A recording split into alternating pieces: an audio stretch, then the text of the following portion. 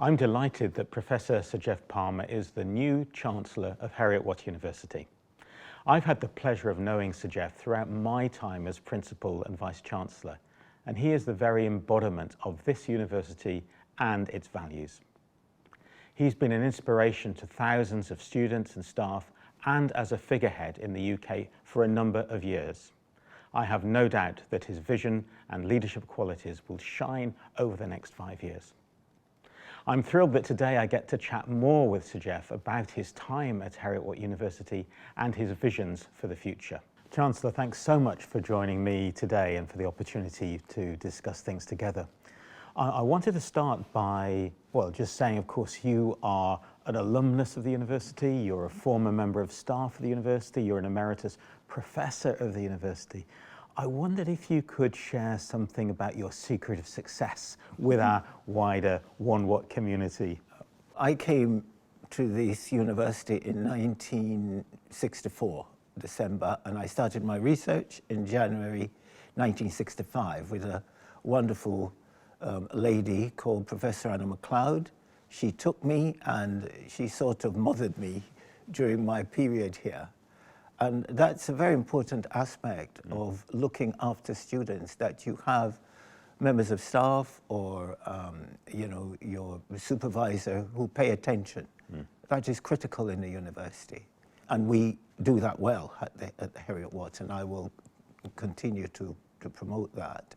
Also, my research, that is critical because our relationship with the industry, and in terms of the funding we've received from the industry, it's because we've done research that has been of value to them.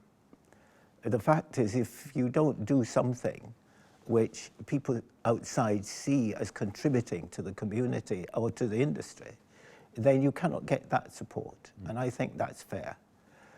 In terms of my other aspects of the work I do, especially the work in the community, when I was here, I did work with the prison service, and I visited, young offenders institutions while I was here working.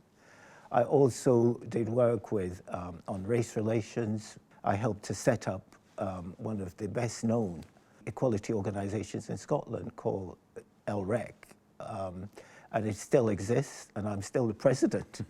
And I've been the president for so many years now, I've forgotten. But organisations like that are recognised by the Scottish Government. And that's an important part of our community, and I've been very, very deeply involved with all aspects of that kind of community relations. I'm still involved. I'm doing work with the Edinburgh Council, I'm doing work with the Scottish Government and museums, and I'm doing work for Edinburgh University, our brothers across the road. And therefore, all these things that I've done in the community, are important. We're not just an institution about giving degrees. We are an organisation which is part of the community, and that is how I've worked since I arrived here in 1964 until the present day. As our new Chancellor and new in the role, I wonder whether you could say something about how you see your role in terms of advocating on behalf of the university concerning its research and its education to an international audience. The university has had a long reputation in terms of research. And one of the things, which there's a strapline somewhere which I wrote while I was here, which says technology is science that works. And therefore this university is not just about the technology or the science, it's about using the science to drive the technology. And therefore there are many departments in our university that has international connections. And what I'm going to try and do is to promote that work so that the world becomes, more aware of the research and the technological developments which are associated with this university.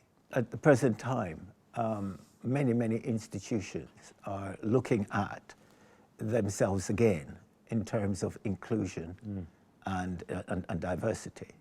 And this university started a long time ago, before other universities or other institutions, because one of the things when I came, one of the concepts was wider access, and that meant bringing in people from different ethnicities, from different cultures into this university. And what we did, we had a part of the university was designed to look after students who came from abroad. Yeah. Because this is not an easy thing. I was aware of that because, I was from London in that sense, and I was okay, I felt okay.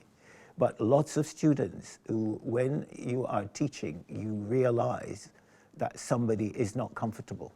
And one of our values is to ensure that all our students, no matter where they're from, we understand their needs. And we also ensure that we have good representation in terms of the management of our university, but also in terms of ensuring that when the experience a student has in this university will prepare them not only to function in this university, but also to function effectively when they leave.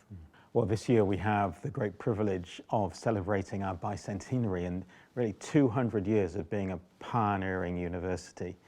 And one of the things I'm most proud about for our university, and I think you share this, Sir Geoff, is the fact of what an incredible global university we have with students in so many countries around the world, and of course our 5 campuses in 3 countries.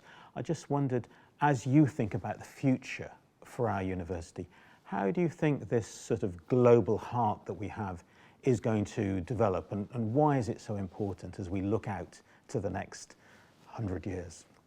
Well, one of the concepts we have in the university is that we are one Watt. One Watt, that means, it doesn't matter where you are studying in the world, if you're a Heriot-Watt student. And that is very important because in the world as a whole, and I've traveled all over the world while I was here lecturing and researching. And what is so important I've found abroad is that people will relate to universities that have certain reputations. Yeah. And therefore,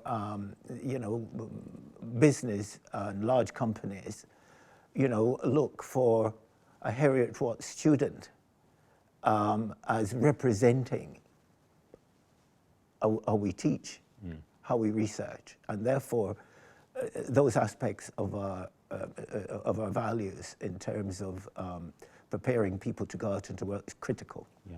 So therefore, a Heriot-Watt student is somebody that the world looks for in terms of when they're looking for aspects of science and technology. And therefore, for the future, we must develop that aspect of one Watt, one quality of the highest possible level. Thank you, Chancellor. It's a pleasure to talk to you today.